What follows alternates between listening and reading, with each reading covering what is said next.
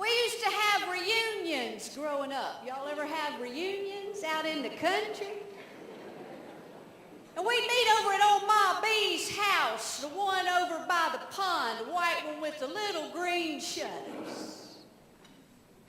And kinfolk would run for that house like we were ants running for that last morsel of egg salad left on a deserted picnic table. And you would bring your newest addition, your latest attachment, any lingering grudges and philosophies on life, and of course, whatever casserole you are famous for making, like Aunt Bitsy's congealed salad. You know, only in the South would we have a recipe where the title has congealed in it.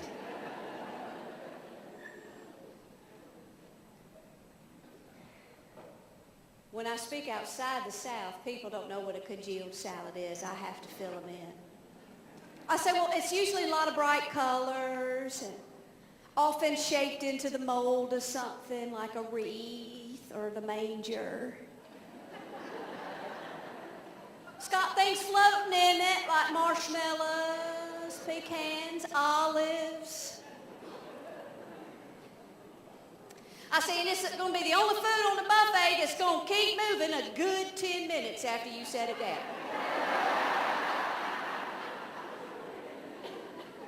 Much like Aunt Bitsy herself.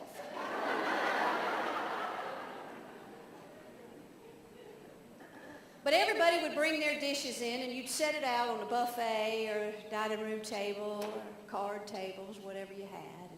And you'd leave that food out. Remember that? You'd have that one big meal, and then you would graze over it till it was gone, till late in the night. You didn't wrap it up in Tupperware or saran wraps. You left it out, just like the Lord on the stove. And we all turned out just fine.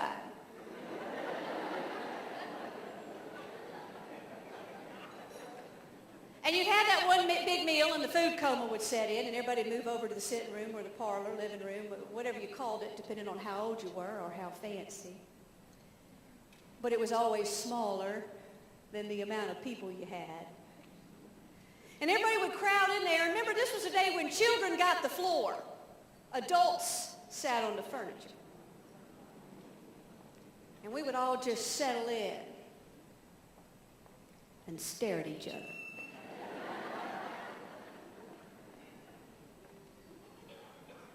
Watch Uncle Edsel pop out his teeth.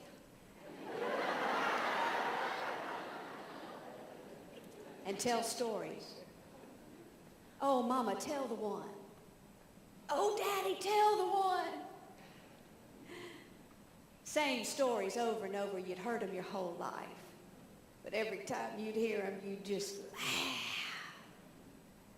And we'd fellowship. I'd always wait being a child because I knew those afternoons were boring for me, and I was always waiting because I knew that eventually the conversation would fall in the neighborhood of religion or politics or Uncle Enos's walk on the dark side. And I knew an argument would sprout up, as tends to happen when you bring together folks who are bound by blood instead of choice.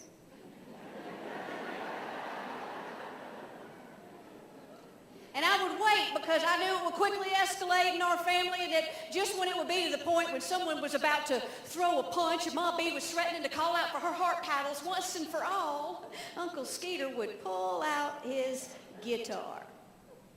He's our resident country music singer, aspiring. He doesn't have a song in it that's got less than 47 verses.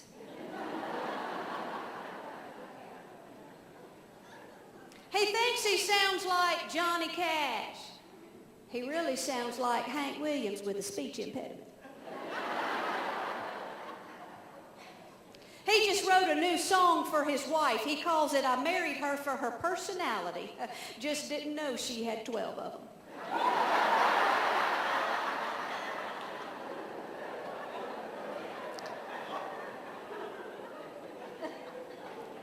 I'll let y'all know if he becomes famous. that moment that Uncle Skeeter would pull out his guitar and he'd say it was time to pick. A little Hank, a little Willie. I love me some Willie. A little of that Maybelle Carter, if you're so familiar. Sweet tunes I grew up listening to. Some sweet morning when this day is over. And eyes would close and y'all faces would light up and toes would start to tap. And one by one, my kinfolk would get up and they would push the furniture back against the walls. And arm in arm and hand in hand and cheek to cheek, right there in that tiny little sitting room, my dysfunctional kinfolk would dance. Baptists and all.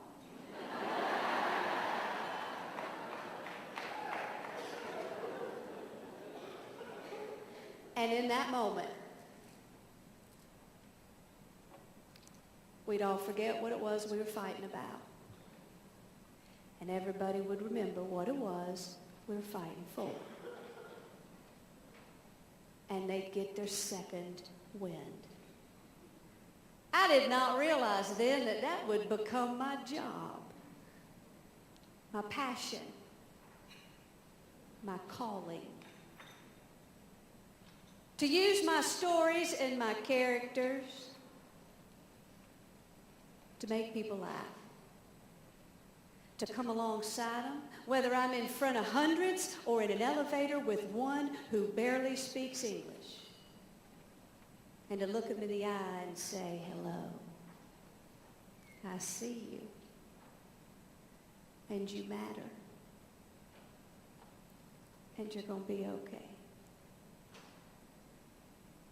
And I tell you what, I love my job.